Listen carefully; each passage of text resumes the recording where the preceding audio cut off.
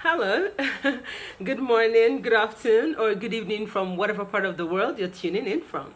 My name is Tracy Nauber, and I am your English expert for the IELTS exam. I'm a postgraduate student at the School of Education in Trinity Western University, Canada, and I'm currently en route to a PhD in English. My academic training is on TESOL, that's teaching English to speakers of other languages just like yourself, and I used to mark the IELTS exam at the British Council. So my daily nuggets are designed to tell you some of the things that I feel candidates for and basically to help you watch out for them. This week we're still on the speaking module, and today my topic is, by popular demand, the best English accent. So I've been getting a lot of emails, a lot of direct messages on social media, and a lot of questions about what's the best accent to use for the speaking module. I wouldn't particularly say that there's a best accent, but I'd like to define what I believe constitute accents in the case that you're asking me this question. So an accent is like a dialectal intonation that indicates a variation in language production. So if you have an accent, it means that there's a particular way that you intone or pronounce words, and that this way of pronouncing words is particular to a certain geographical location. So the Americans pronounce English words in a different way from the way the British people pronounce English words. Also, Australians pronounce words in a different way, and Canadians also pronounce the English words in different ways. Now, the most popular ones I'd say is the British accent and the American accent. So you'd notice that the Americans, when they talk, they roll their R's a lot. So that's like water. That's what an American would say. But the Brits don't particularly roll their R's in the way that Americans do.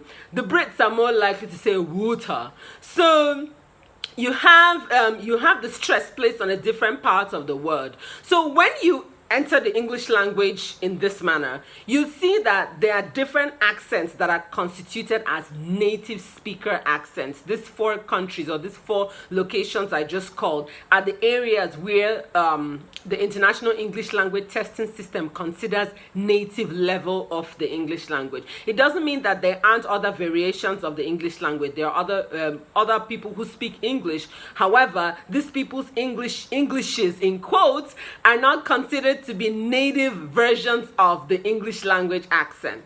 Now, for your speaking test, I won't encourage you to sit down and go and start memorizing the American way of pronouncing words like water, or the British way of pronouncing words like water. What I'd rather say is your examiner is not interested in how you are pronouncing these words as per the accent that you're using. However, what your examiner is interested in is how the clarity of those words come across from the other side of the table. So you can say water, but if your examiner does not understand that you mean water, then what was the point of using that American accent in the first place? So when you get into your speaking module, try not to enter it with the analogy of I need to be using the correct accent, like I need to be using the popular accent, like I need to be using an accent that is fancy and fashionable so that it seems like I am very international with my use of English. No. Try to focus on articulating the English words in a way that is comfortable for your brain, and in a way that when those words come out, the other person can actually hear what you're saying, and then meaning transference is complete.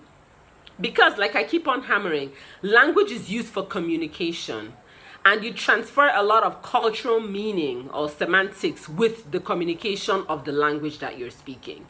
If your examiner does not understand what you are pronouncing, you have already failed your exam to begin with, regardless of whatever accent you used. So try not to focus on the accent. Instead, I would encourage you to focus on pronouncing your words very, very clearly. This is my tip for today. Please do not forget that. So this week, I'd like to invite you to my IELTS English writing course module. It's happening next week. It's a whole week long, from the 9th of November 2020 till the 13th of November 2020. It costs just $27,500 now. That's about $60. And to register, all you have to do is send me an email with English expert for IELTS at theonlinelady.com. Add your name and your phone number, and I will send you registration details. I want to make an award-winning writer out of you, and I hope that you give me a chance to do that with you this your IELTS exam. Thank you so much for tuning in today, and remember that we're social. We're everywhere on social media as English Expert for IELTS. I'll see you tomorrow. Bye.